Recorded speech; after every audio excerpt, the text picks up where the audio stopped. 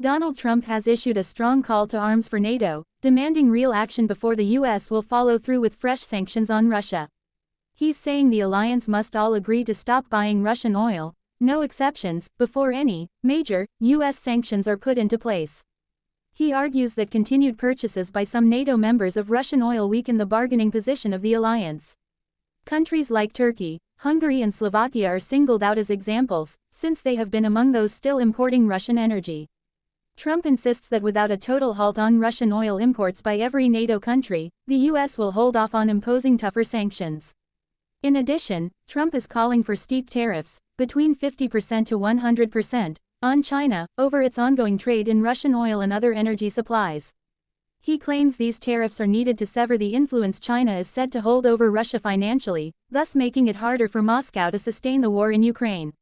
He frames this ultimatum not as something the US will do unilaterally, but as a coordinated effort, when all NATO nations have agreed, and started, to do the same thing, and when all NATO nations stop buying oil from Russia. In other words, for him it's about collective responsibility. Until then, the US holds back. Critics see several challenges. First, some NATO states continue buying Russian oil for reasons ranging from economic dependency to lack of feasible alternatives.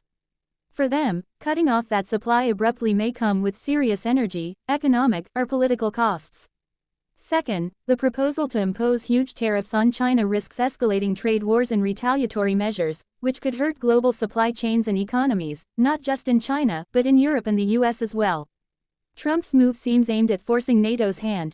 Either the alliance stands united, making the energy break with Russia, or the US will not commit to more punitive steps. He appears to believe that this pressure could be the key to ending the war in Ukraine faster. Underlying all this is a strategic calculus. Trump asserts that Russia's war effort depends heavily on energy revenue, and that those revenues are indirectly supported by countries still buying its oil. He further claims that China's purchases bolster Russia's position, making it harder for the West to force a resolution.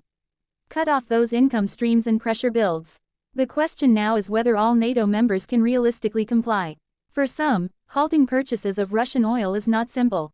Infrastructure, contracts, price concerns, alternative suppliers, all these are hurdles. Getting unanimous agreement across 32 countries with different national interests and energy dependencies will be a huge task. Also, coordinating massive tariffs on China is diplomatically fraught. In sum, Trump's ultimatum is bold and high stakes.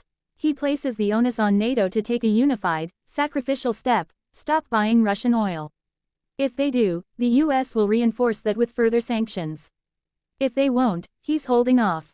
Whether this pressure will succeed or fracture existing alliances remains to be seen.